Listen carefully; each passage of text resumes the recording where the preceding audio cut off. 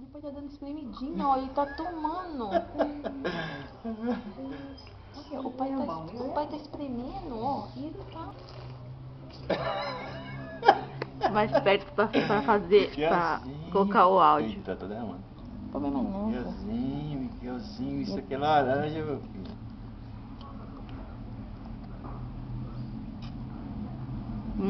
Gostoso. Tá cansado agora.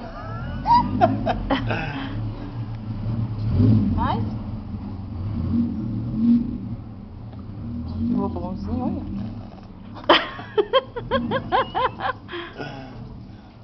Mas neném.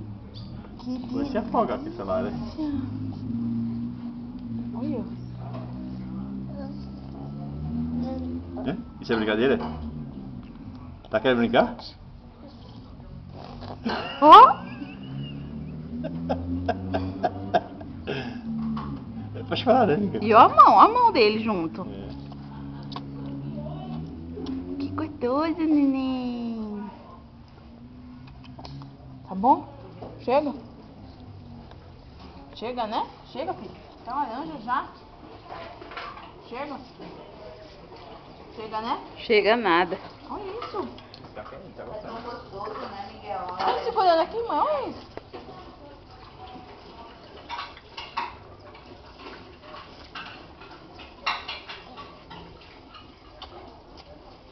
Olha.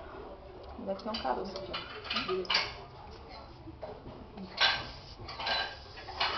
Tá. Não é você que tem que fazer barulho, é ele que tem que fazer barulho. Teu pai é tão. Mais? Que gostoso.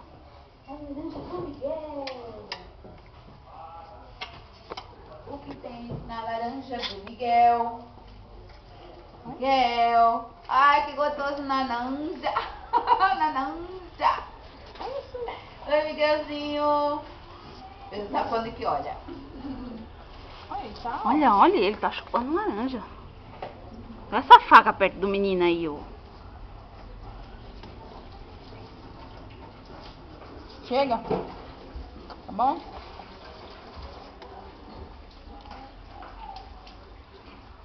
Mas aí eles cansam, porque você é tudo aí, tá bom?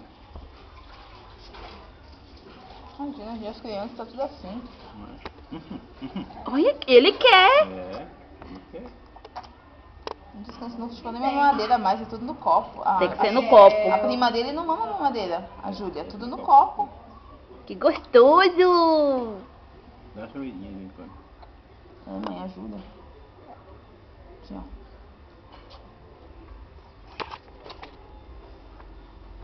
Oi. Ele quer laranja. Mas menino, Miguelzinho, chupando laranja assim, que Miguel. gostoso. Ela é docinho. Tá bom? Deu, né?